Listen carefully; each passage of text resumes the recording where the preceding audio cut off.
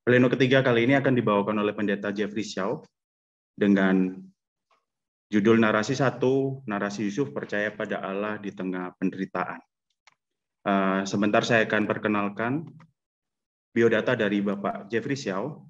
Bapak Jeffrey Xiao pernah melayani sebagai youth pastor di GKI Greenfield, Jakarta dari tahun 2004 sampai 2009. Sebagai gembala di GKI Singapura tahun 2009 sampai 2012. Gembala GKI Greenfield tahun 2018 sampai 2021, dan saat ini mengajar di STT Saat, dan beliau memiliki beban yang besar dalam khotbah dan pemuridan. Beliau menyelesaikan pendidikannya di Teologi Trinity Theology College Singapura, MTH dan DTH.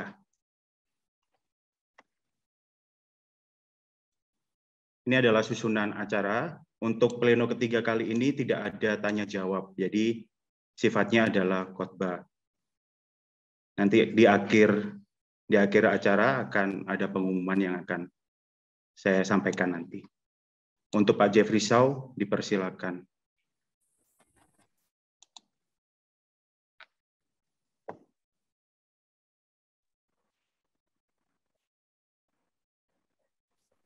Shalom, selamat sore, saudara. Kita akan bersama-sama merenungkan satu bagian firman Tuhan. Sebelumnya mari saja kita berdoa sekali lagi. Bapa di dalam surga, kami datang kepadamu. Kami bersyukur ya Tuhan, untuk kesempatan kami boleh sama-sama belajar firman Tuhan lagi.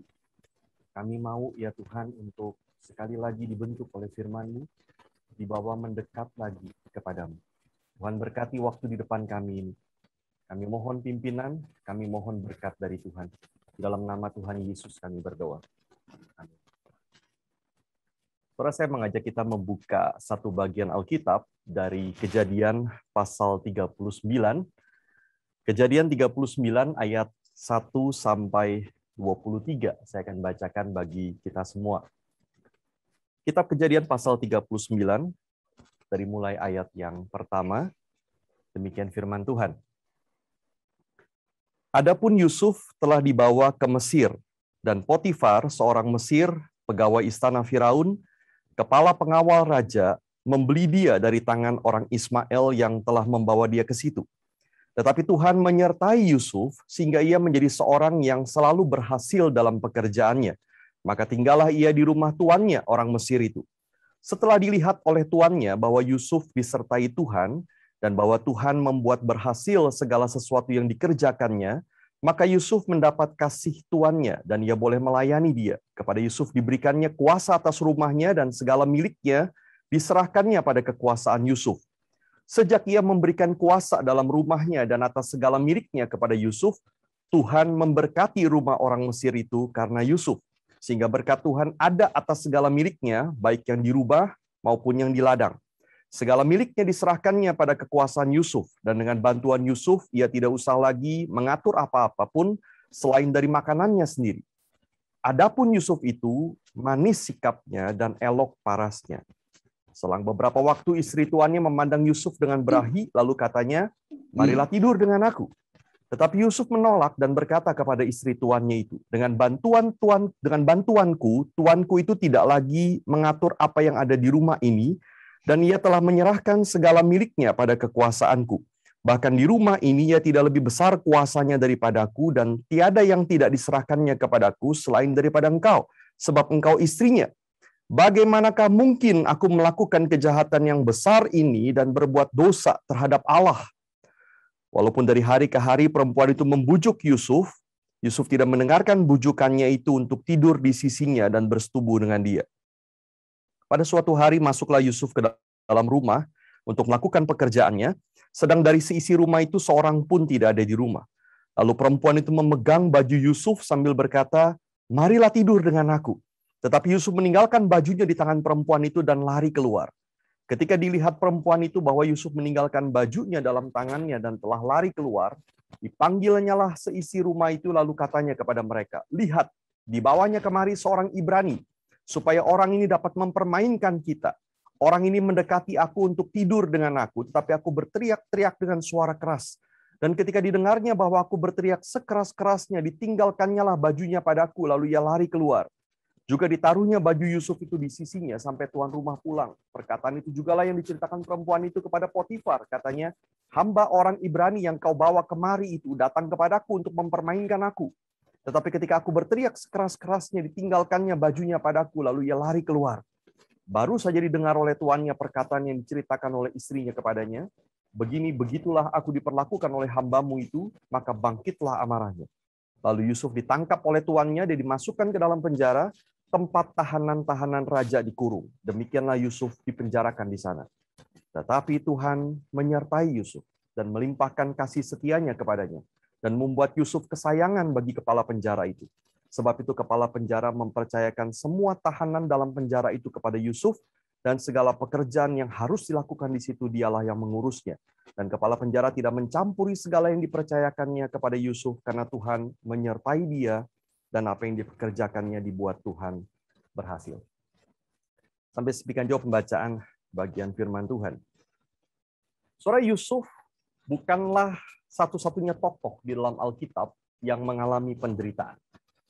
Tetapi saudara, kisah Yusuf seringkali menjadi acuan ketika kita bicara soal penderitaan. Dan saya kira saudara ada alasan yang sangat kuat untuk itu, karena tidak ada tokoh lain di dalam Alkitab yang penderitaannya diceritakan selengkap, dan kalau boleh saya pakai istilah, sedramatis seperti Yusuf. Kisah Yusuf saudara diceritakan sepanjang 13 pasal di dalam kitab Kejadian dengan sangat menarik sekali. Saudara, mungkin hampir semua saudara saya kira sudah akrab sekali dengan kisah ini. Saudara tahu kisahnya, saudara tahu apa yang terjadi, saudara tahu plotnya, segala hal yang ada di dalam cerita ini, dan saya yakin kita tahu khususnya kisah tentang Tante Potifar. Saudara, kita tahu itu. Tetapi saudara, mari kita coba memperhatikan ulang beberapa detil kisah Yusuf ini sebelum kemudian nanti kita merenungkannya di dalam kaitan dengan penderitaan hidup kita. Saudara, kisah Yusuf dimulai di dalam Kejadian pasal yang ke-37.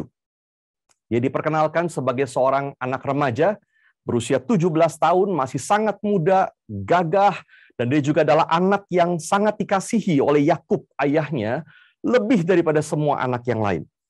Saudara, Alkitab tidak mencatat dengan detil konflik yang terjadi di dalam keluarga ini. Tetapi hanya dikatakan saudara-saudaranya membenci dia. Ada beberapa hal saudara yang mungkin menjadi alasan disebutkan di dalam kisah itu. Yang pertama, jelas karena ayahnya pilih kasih. Nah, salah satu tandanya saudara adalah ayahnya menyuruh membuatkan jubah yang maha indah untuk Yusuf. Dan kita bisa asumsikan hanya Yusuf yang menerima itu. Lalu yang kedua, saudara, Yusuf suka menyampaikan kabar kepada ayahnya tentang kejahatan saudara-saudaranya. Saudara, tidak berarti ini adalah sesuatu yang negatif, karena Yusuf tidak menyampaikan laporan palsu, tetapi dia hanya menyampaikan apa yang memang terjadi di luar sana. Dan yang ketiga, saudara, puncaknya adalah ketika Yusuf bermimpi bahwa ayahnya, ibunya, dan saudara-saudaranya akan sujud menyembah dia. Saudara, juga tidak ada yang salah dengan mimpi itu, dan juga tidak salah Yusuf menyampaikan isi mimpi itu kepada ayahnya dan saudara-saudaranya. Tetapi saudara-saudaranya betul-betul sangat marah dengan mimpi itu. Nah, saudara, di dalam ketiga hal itu, sebetulnya Yusuf sama sekali tidak bersalah. Ayahnya mengasihi dia lebih daripada yang lain. Yusuf menyampaikan kejahatan saudara-saudaranya itu kepada ayahnya, dan Yusuf menerima mimpi dari Allah dan kemudian menyampaikannya. Saudara, tidak ada kesalahan dari pihak Yusuf. Tetapi satu kali ketika Yusuf mencari saudara-saudaranya di padang, ketika ia jauh dari ayahnya, saudara-saudaranya kemudian berunding untuk membunuh dia. Dan hanya karena masukan dari Ruben, mereka tidak jadi membunuh dia, tetapi mereka menangkap dia, memasukkan dia ke dalam sumur, dan akhirnya memutuskan menjual Yusuf ke pedagang budak. Nah, saudara, itulah latar belakang bagian yang tadi kita baca. Kisah bagaimana Yusuf kemudian tiba di Mesir. Nah, saudara, bagian yang tadi kita baca memberitahu kita bahwa Yusuf kemudian dibeli sebagai budak oleh Potifar. Siapa Potifar? Seorang Mesir, pegawai istana Firaun, dan kepala pengawal raja. Saudara, dia seorang pejabat tinggi.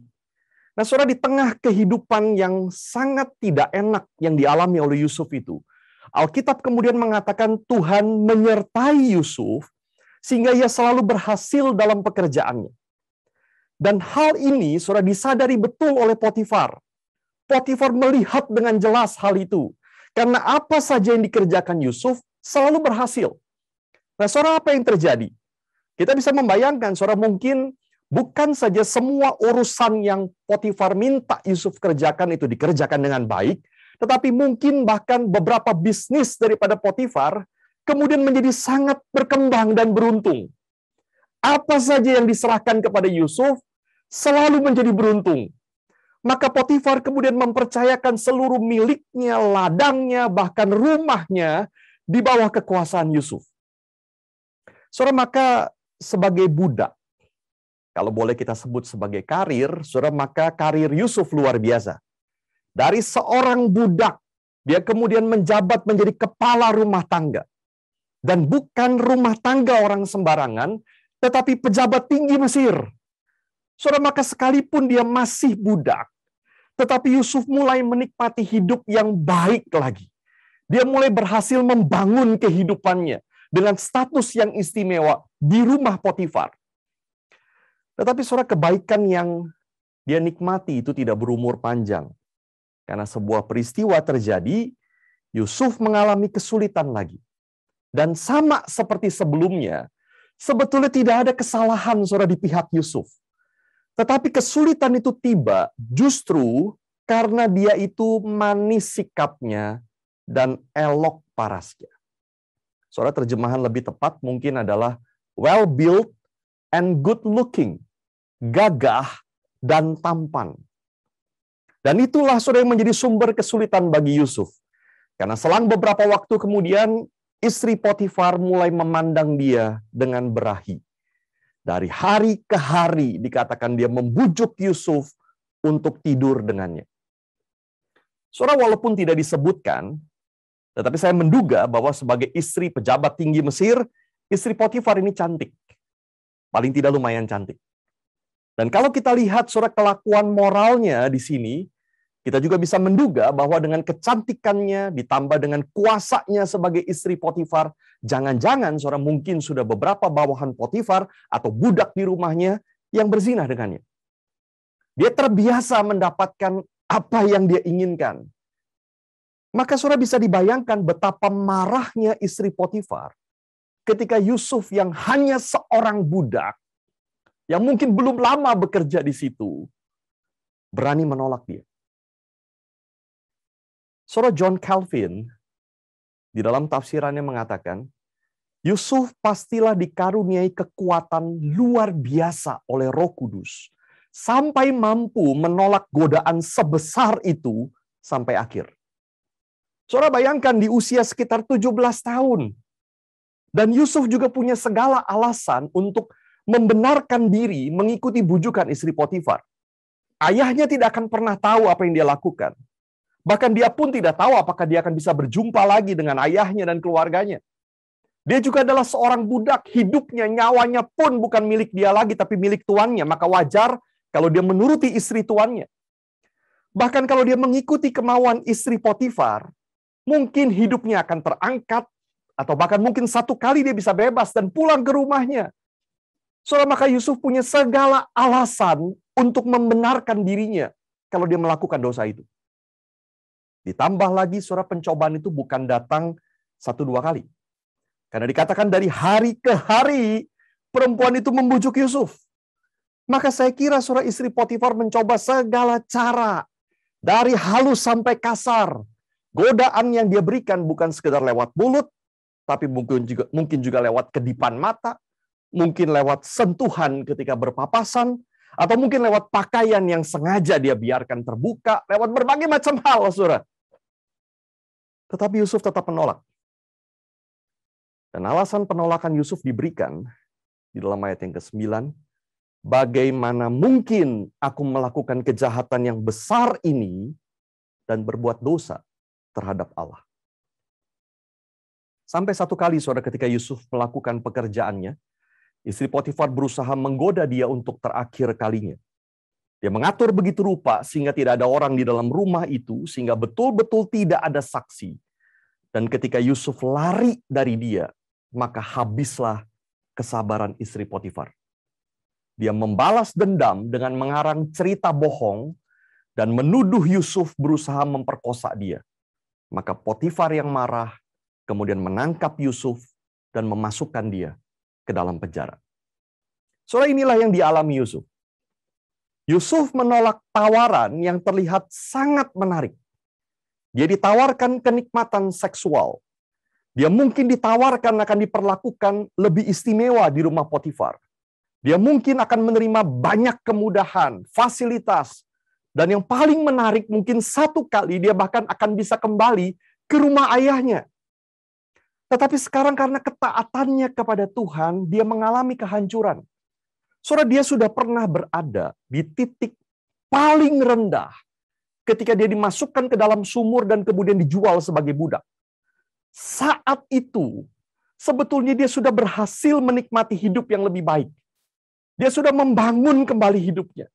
Tetapi kemudian sekarang semuanya hancur lagi, bahkan dia berada di titik yang lebih rendah daripada sebelumnya. Karena dimasukkan ke dalam penjara tanpa kejelasan kapan dia akan keluar dari sana. Saudara, inilah kisah penderitaan Yusuf.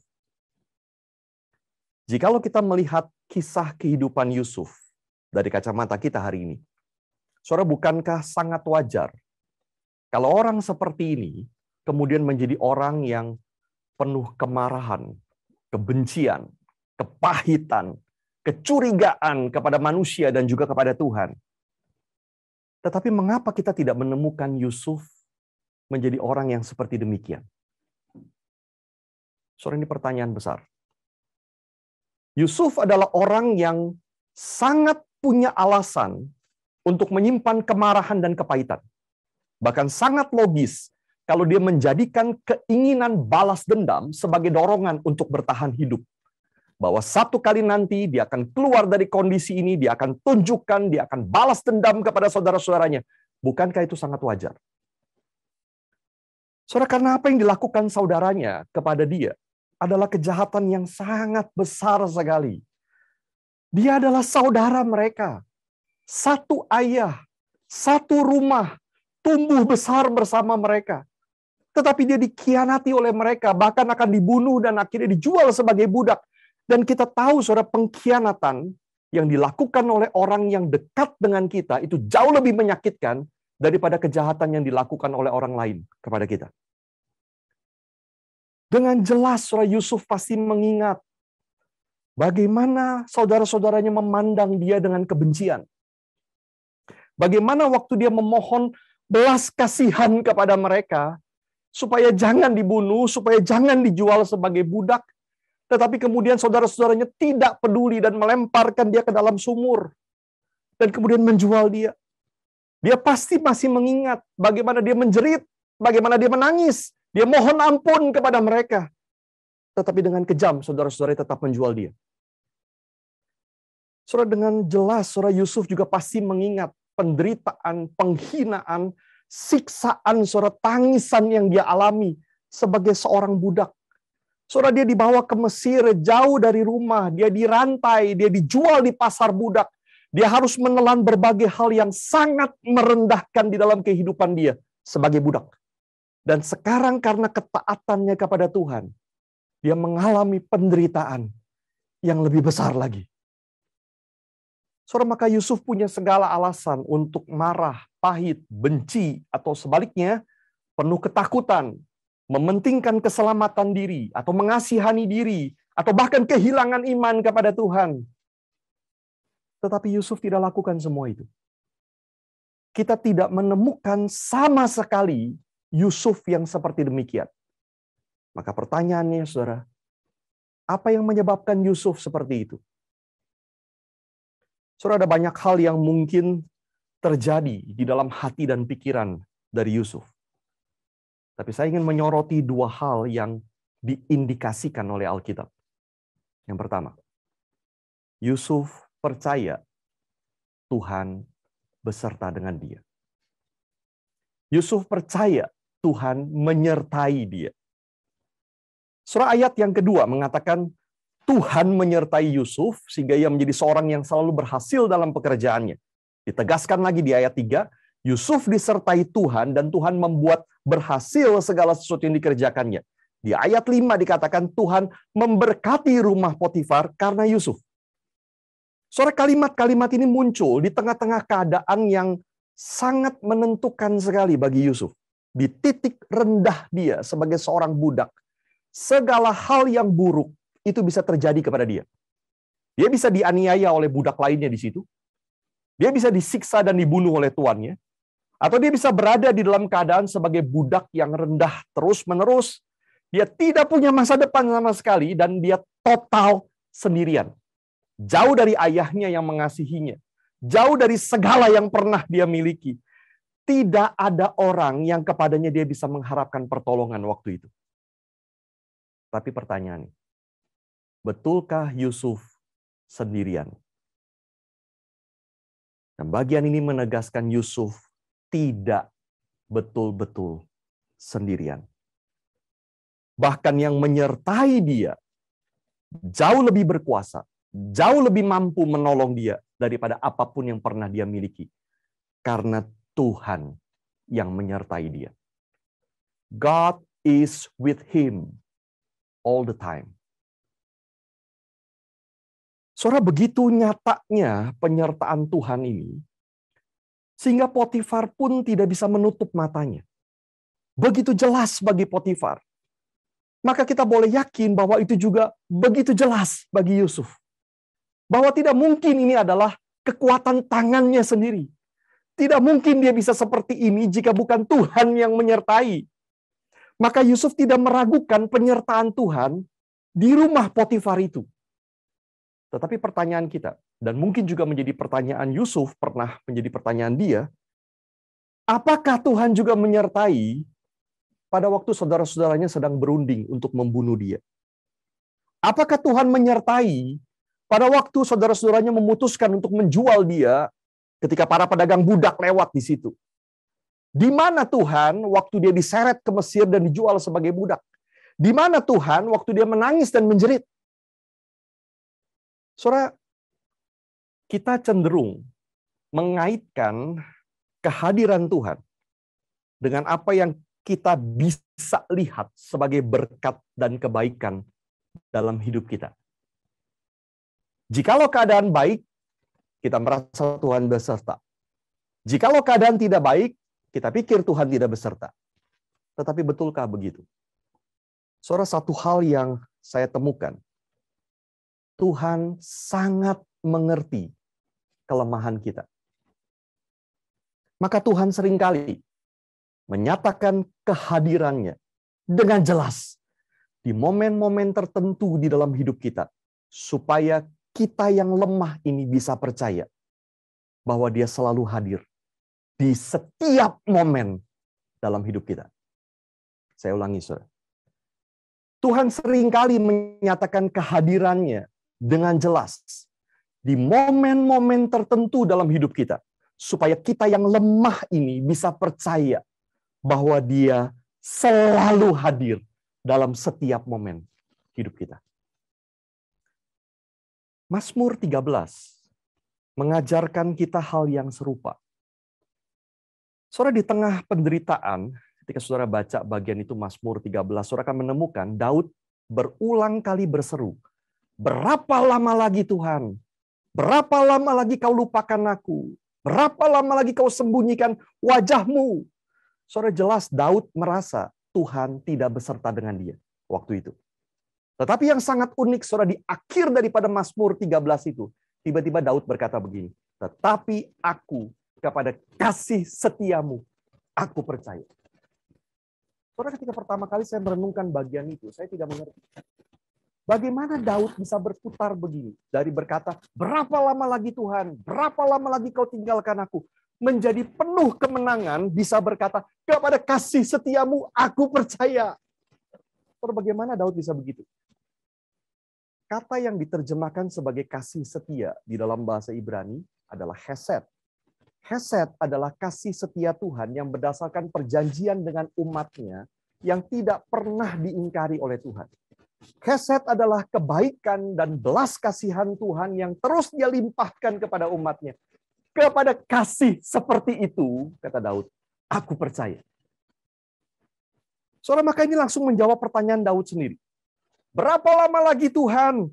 Apakah untuk selamanya kau lupakan aku? Berapa lama lagi kau sembunyikan wajahmu terhadap aku? Jawabannya adalah tidak pernah Tuhan lupakan. Tidak pernah Tuhan sembunyikan wajahnya.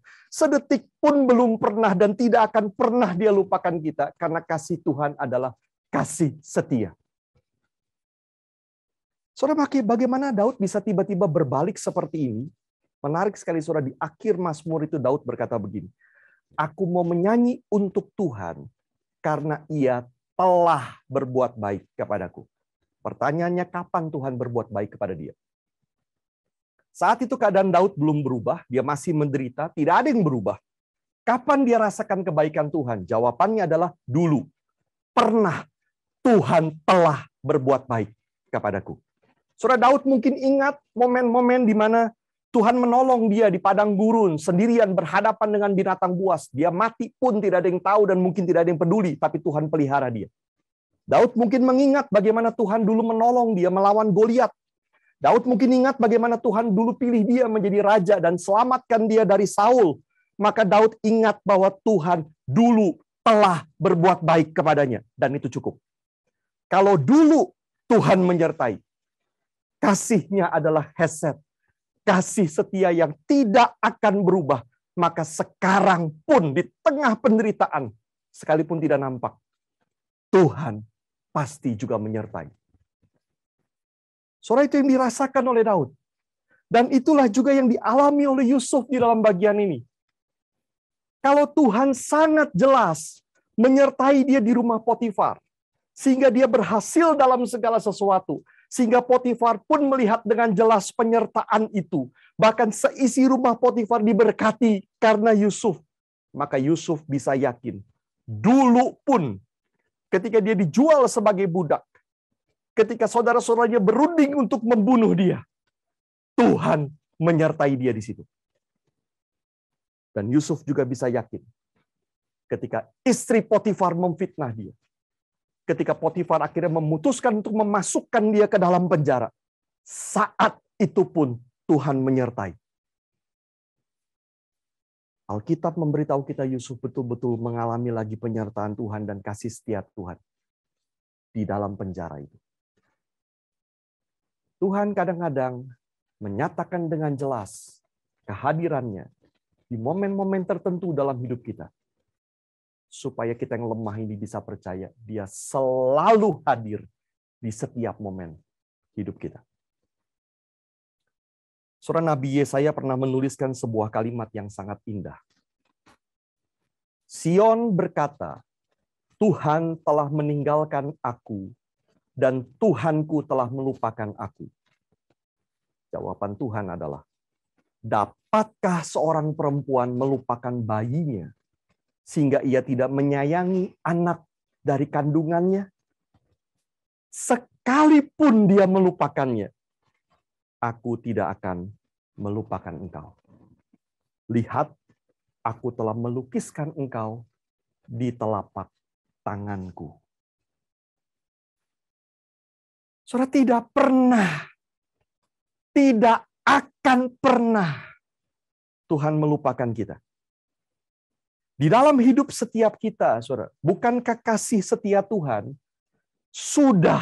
telah ditunjukkan dengan sangat jelas waktu Yesus mati bagi kita di kayu salib dan kita menerima keselamatan.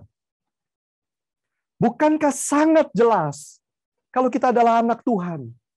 Dan saya kira tidak berhenti di sana. Bukankah setelah diselamatkan, setiap kita mengalami lagi kasih dan penyertaan Tuhan di dalam berbagai momen di dalam hidup kita? Tidak cukupkah semua itu? Tuhan telah berbuat baik, menyertai dalam hidup kita. Saudara, maka hari ini, apapun yang sedang kita alami, bagaimana mungkin kita bisa berkata Tuhan tidak menyertai kita?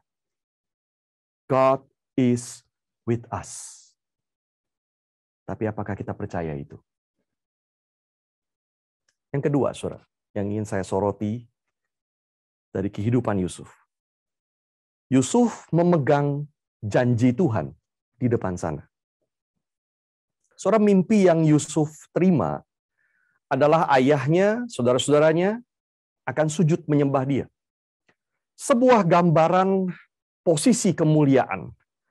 Dan Yusuf akhirnya sungguh mengalami penggenapan mimpinya ketika dia menjadi penguasa di kerajaan Mesir dan dia dipakai Tuhan untuk memelihara hidup keluarganya dari kelaparan.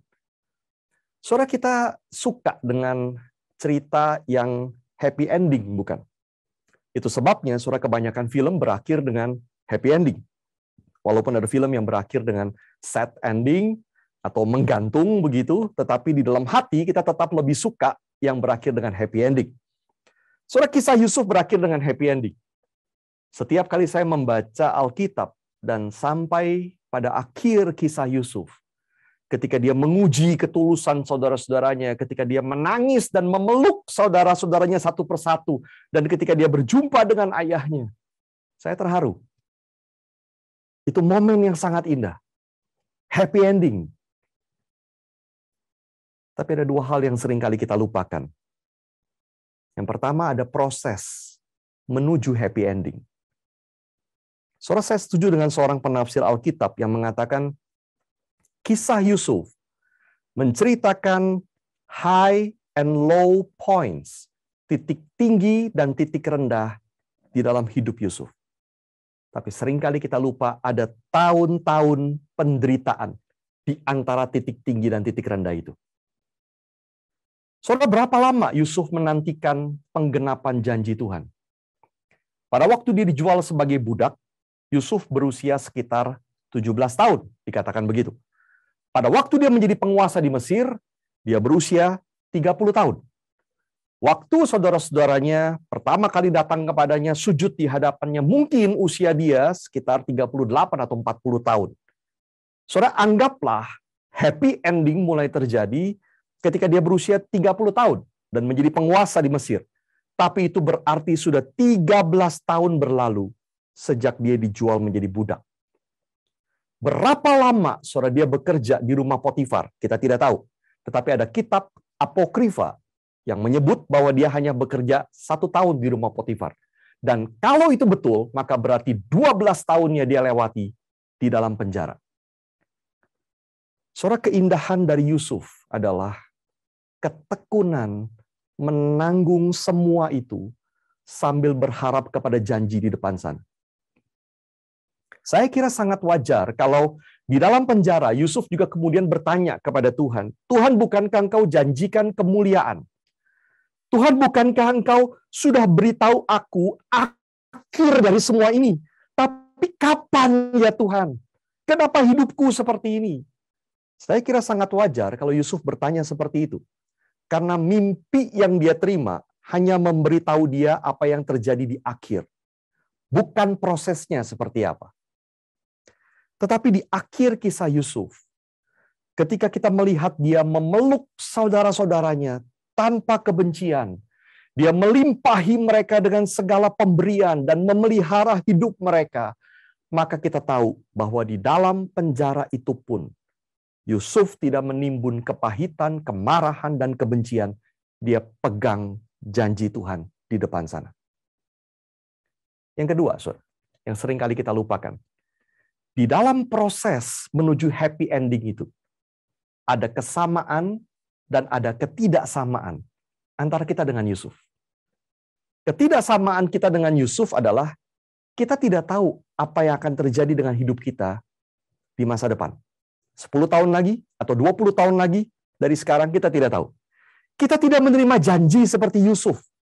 Di akhir dari semuanya, Yusuf bisa berdiri di depan saudara-saudaranya dan dia berkata bahwa mereka mereka-rekakan yang jahat, tetapi Allah telah mereka-rekakannya menjadi kebaikan. Mereka merancangkan kematian dan kehancuran hidup Yusuf, tetapi Allah menggunakan semua itu untuk maksudnya yang mulia. Saudara, Yusuf bisa melihat semua yang terjadi di dalam hidupnya di belakang, penderitaannya, semuanya make sense.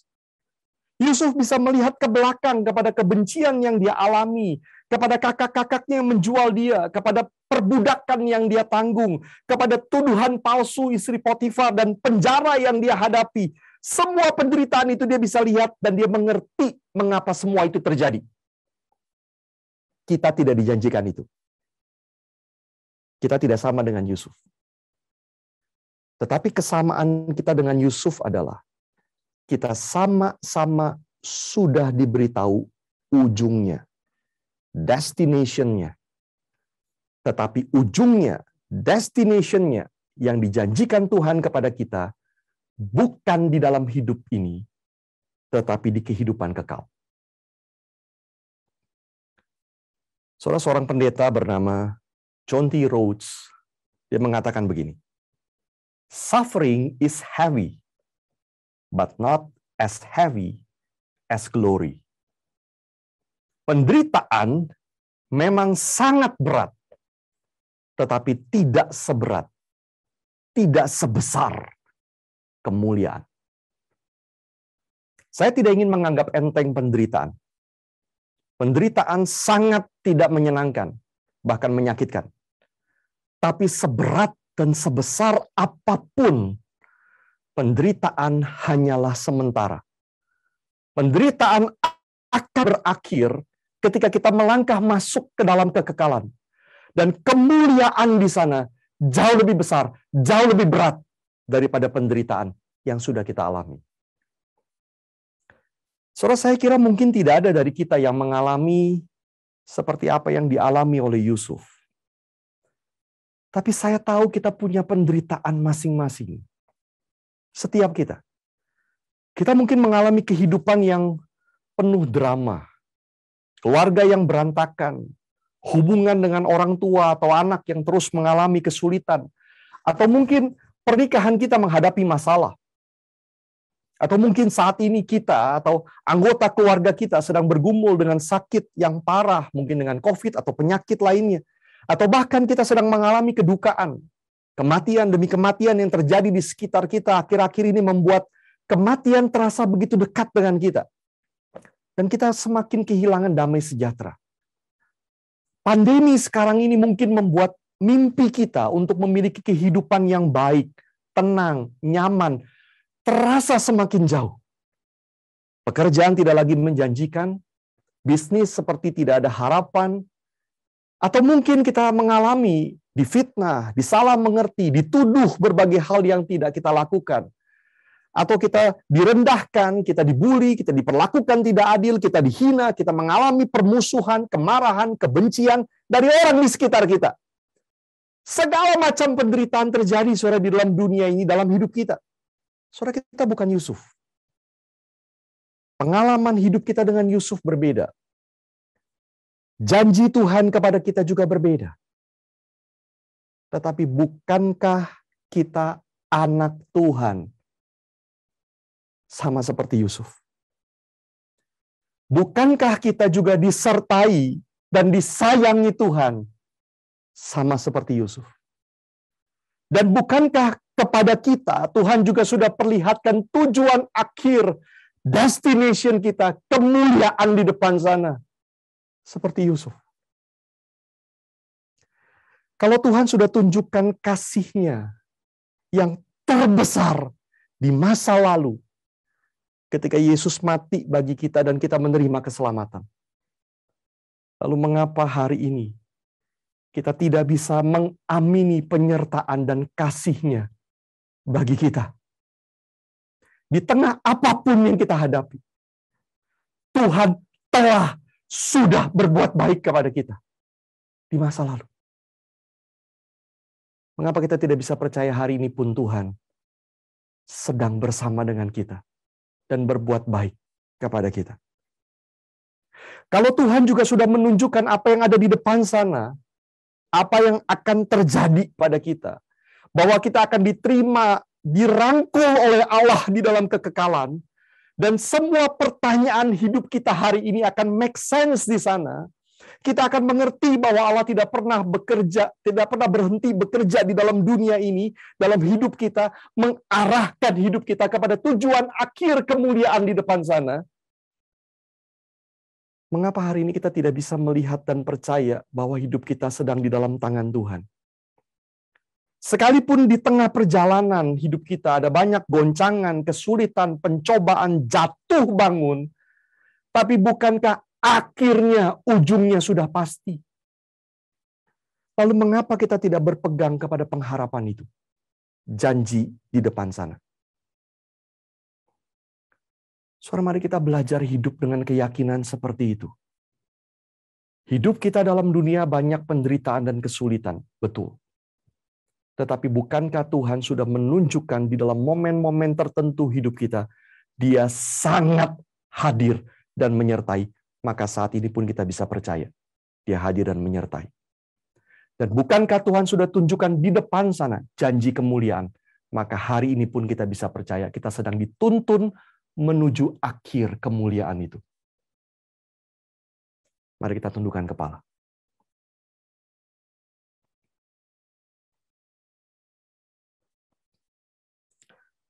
Saudara, saya ingin memberikan waktu sejenak saudara masing-masing berdoa kepada Tuhan. Saudara berespon kepada firman Tuhan. Apa yang saudara dengar, apa yang saudara renungkan, apa yang Tuhan bicara kepada saudara, responi di dalam doa. Masing-masing berdoa kepada Tuhan. Hidup setiap kita berbeda. Kita pun bukan Yusuf.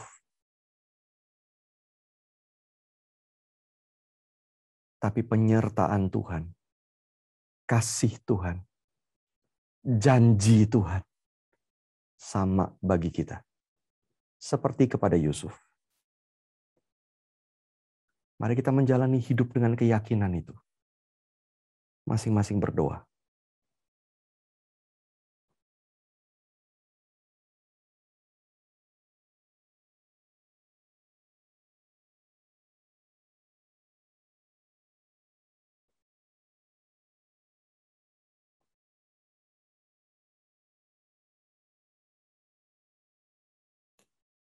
Bapa di surga, kami bersyukur untuk apa yang boleh kami renungkan bersama di sore hari ini.